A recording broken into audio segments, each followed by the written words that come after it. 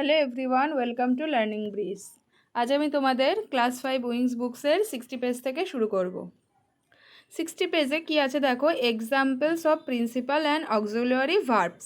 এর আগে আমি তোমাদের ভার্বগুলো করিয়েছি, এর আগেই ঠিক দেখো ভার্ব আছে। আমার আগের ভিডিওতে দেখতে পারবে, তোমার প্লেলিস্ট করা আছে উইংস বুকসে, তো তোমরা যারা যারা দেখোনি ওই আগের ভিডিওগুলো দেখে নিও। আমি ডেসক্রিপশন বক্সে লিঙ্ক প্রোভাইড করে দেবো।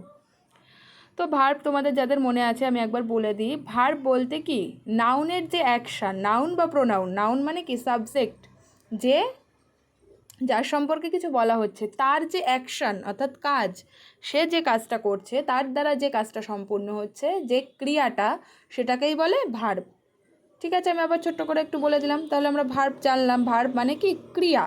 কোনো ব্যক্তি, প্রাণী বা বস্তু সম্পর্কে যখন কোনো কিছু জানানোর জন্য ব্যবহৃত হয়, ঠিক আছে, বা সে কি কাজ করছে সেটা আমরা জানি, সেটাই হলো ভার্ব। এবার কি বলেছে, example of principal and auxiliary verb. পড়ি, প্রথমে কয়েকটা বাক্য দিয়েছে। He does not work today. Madhu is doing his own work. বলছে he does not work today, সে আজ কাজ করবে না। মধু করছে তার নিজের কাজ। I am swimming across the river, আমি সাঁতার কাটছি, ঠিক আছে, নদীর এদিকে ওদিকে। The gate was opened for all, দরজাটি খোলা ছিল সকলের জন্য।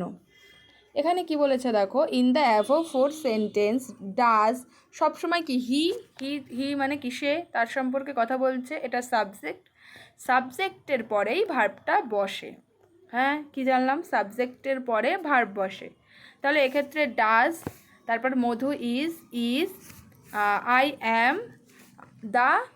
দ্য গেট ওয়াজ, তারপর আর সাপোর্টিং দ্য প্রিন্সিপাল ভার্বস। এখানে এই যে ভার্বগুলো ডাজ, ইজ, অ্যাম, ওয়াজ, এগুলো supporting the principal verbs of প্রথম বাক্যের কি, ওয়ার্ক, দ্বিতীয় বাক্যের ডুইং, তৃতীয় বাক্যের সুইম এবং চতুর্থ বাক্যের ওপেন্ড।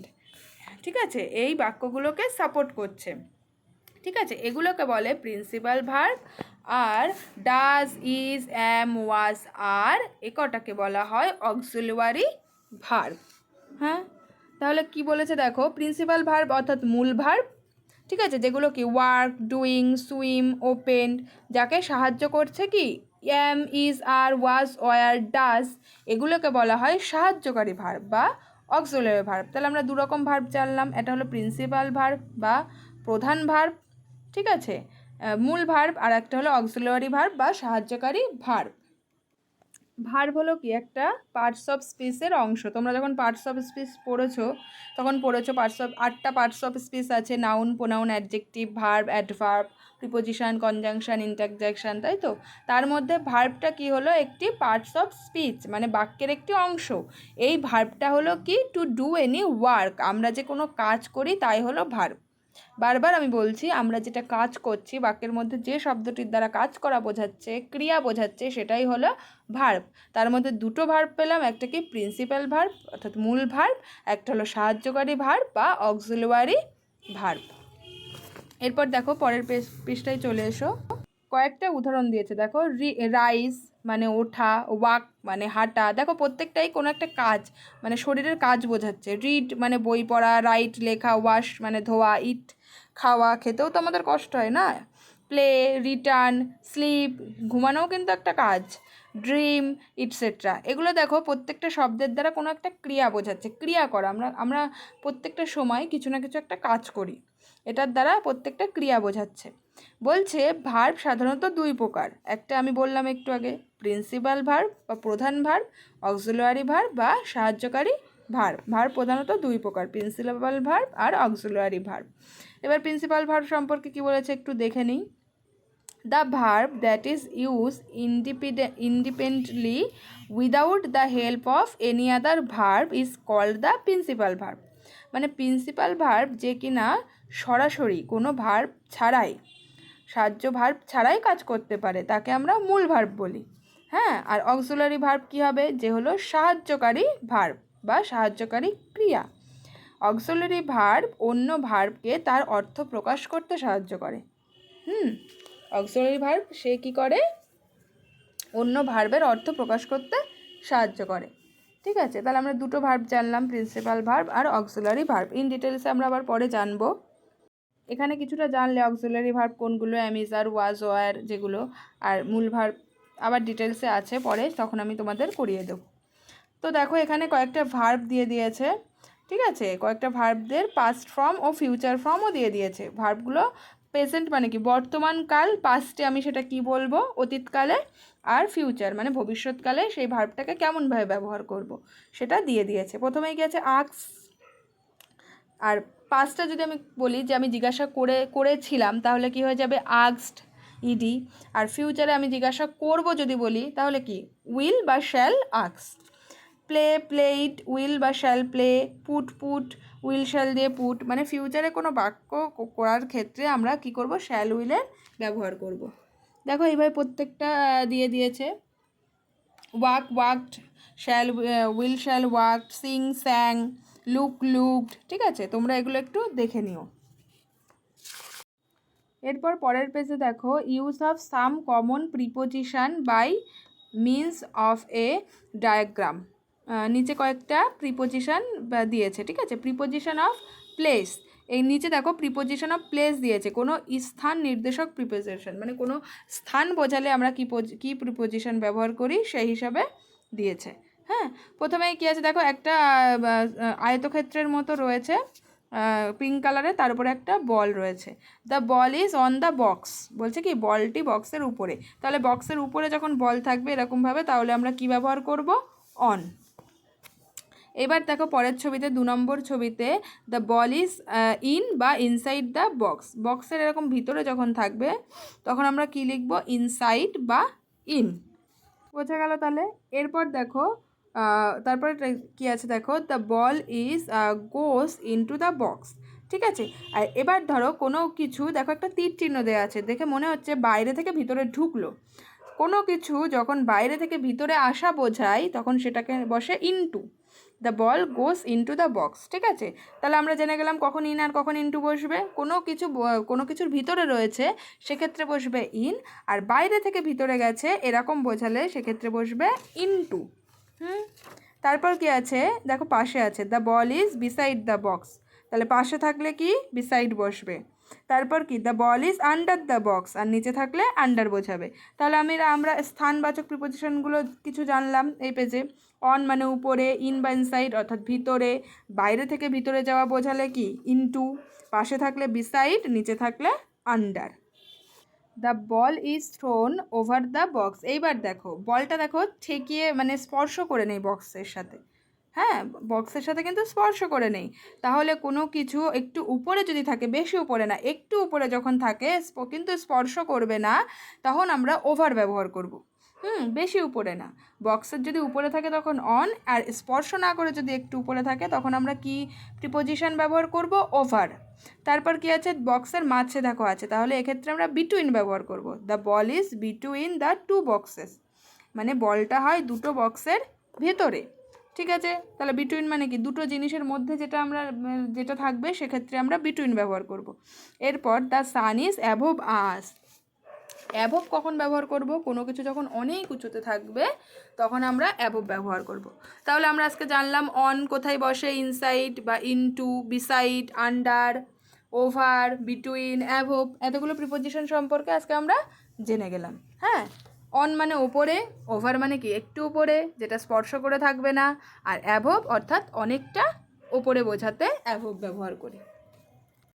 এরপর আছে দেখো use of preposition of time. এতক্ষণ আমরা স্থান নির্দেশক প্রিপোজিশনগুলি পড়লাম, এবার সময়বাচক প্রিপোজিশনগুলো দেখব যেটা সময়কে বোঝাবে। হ্যাঁ, আমরা অনেক সময় কনফিউজ হয়ে যাই, তারিখ সময়ের আগে ইন না অন বসে, এবার আমরা পড়ে নিলে বুঝতে পারবো। প্রথমে আছে বিফোর এ পার্টিকুলার ডে বা ডেট, কোনো ডে সানডে মনডে টুইসডে বা কোনো তারিখ ডেটের আগে সবসময় কি বসে অন বসে, জেনে গেলাম আর সমস্যা হবে না। He came here on last Sunday, সেখানে এসেছিল গত রবিবারে। I met him on 5th মে, আমি তার সঙ্গে দেখা করেছিলাম 5ই মে। তাহলে কোনো ডে বা ডে এর আগে সবসময় ডেট বা ডে এর আগে সবসময় ওয়ান প্রিপোজিশন বসছে। তারপর কি আছে দেখো বিফোর মান্থ বা ইয়ার, মাস বা বছরের আগে সবসময় ইন বসে। ঠিক আছে। India on freedom in 1947, Bharat স্বাধীনতা পেয়েছিল 1947 সালে। I was born in September, আমি জন্মগ্রহণ করেছিলাম কি সেপ্টেম্বরে। তাহলে ইন কোথায় বসে সেটাও আমরা বুঝে গেলাম। কোনো মাস বা ইয়ারের আগে সবসময় ইন বসে সময়বাচকের ক্ষেত্রে, আর অ্যাড বসে কি নির্দিষ্ট সময়ের আগে। ঠিক আছে, কোনো কিছু যে আমি নির্দিষ্ট করে বলছি সেক্ষেত্রে নির্দিষ্ট সময়ের আগে অ্যাড বসে। তাহলে হি অ্যারাইভ অ্যাট 10 AM, আমি নির্দিষ্ট করে বলছি 10টার সময়ই সে নেমেছে, তাহলে অ্যাড বসছে। I start for school at 9:30 AM, আমার 9:30 থেকে স্কুল শুরু হয়, এক্ষেত্রেও অ্যাড বসেছে। এরপর দেখো আছে ওয়ার্ডরোব। তো ওয়ার্ডরোবে সব করে দেওয়াই আছে, তাও তোমরা অনেকে বলেছো আমাকে ওয়ার্ডরোবটা করিয়ে দিতে, আমি করিয়ে দিচ্ছি। ওয়ার্ডরোবে কি সিলেবিক ডিভিশন আছে, তারপর মিনিং অর্থাৎ সিনোনিম যেটা সেটা আছে, আর ইউজেস সেটাকে আমরা কীভাবে বাক্যে ব্যবহার করব। প্রথমেই আছে রিটায়ার্ড, এটাকে যদি আমরা ডিভিশন করি সিলেবিক ডিভিশন, তাহলে কী হবে রি আর টায়ার্ড। ঠিক আছে, রিটায়ার্ড। আর এর মিনিং কি, চাকরি থেকে অবসরপ্রাপ্ত। ঠিক আছে, চাকরি থেকে অবসরপ্রাপ্ত, এর মিনিং চাকরি থেকে অবসরপ্রাপ্ত। No longer doing office work due to old age, মানে কি বৃদ্ধ বয়সে যখন কি কাজ থেকে সে অফিস ওয়ার্ক যেটা সেটা থেকে যখন সে সরে আসে বা বন্ধ করে দেয়, সেটাই হলো চাকরি থেকে অবসরপ্রাপ্ত বা রিটায়ার। এর বাক্যে ব্যবহার দেখো, he got retire from service yesterday, say retire করেছে, এখানে তোমরা হি গট রিটায়ার ফ্রম সার্ভিসও লিখতে পারো, সে কাজ থেকে অবসর নিয়েছে, ঠিক আছে, গতকাল। তারপর প্রমিসড, প্রযুক্ত মাইসড, এটা কি gave word to do something, প্রতিশ্রুতি দেওয়া, প্রমিস অর্থাৎ প্রতিশ্রুতি। তারপর uses, Anu promised not to tell lies, মানে অনু কথা দিয়েছে বা প্রতিশ্রুতি দিয়েছে মিথ্যা বলবে না, একদম খুব ইজিভাবে এখানে ইউজেসগুলো দেখানো হয়, খুব ভালো। তারপর কি পজডকে ভাঙা যাচ্ছে না, সিলেবিক ডিভিশন পজডই হচ্ছে অল্প সময়ের জন্য পজ করা, মানে কি থামা। Stopped suddenly for a short time, অল্প সময়ের জন্য থামা। The story teller pause for a movement, ঠিক আছে, স্টোরি গল্প কথক অল্প সময়ের জন্য থামলো, মুভমেন্ট করার জন্য থামলো। ম্যাগনিফিক্যান্ট, ম্যাগনিফিক্যান্ট মানে খুবই সুন্দর বা চমৎকার, সিনোনিম হলো wonderful. Sachin hit the ball magnificently, মানে সচিন চমৎকারভাবে বলটাকে আঘাত করলো, ঠিক আছে। এরপরে আছে গ্লিমসই থাকছে, এটা সিলেবিক ডিভিশন হবে না। এ কুইক লুক, এক ঝলক তাকানো, গ্লিমস মানে কি এক ঝলক তাকানো।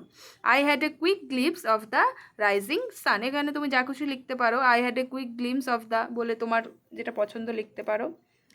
তারপর মোর্ন, এক্সপ্রেস স্যাডনেস, মানে কি বিলাপ করা, কোনো দুঃখ দেখানো, সেটা হলো মোর্ন, ঠিক আছে। We মোর্ন the death of our relatives, মানে আমি দুঃখ দেখিয়েছিলাম আমার আত্মীয়ের মৃত্যুতে। এরপর আছে কি গ্রেভ মানে কি কোনো কিছু মৃত্যুর পরে যে কবর বোঝাচ্ছে, ঠিক আছে।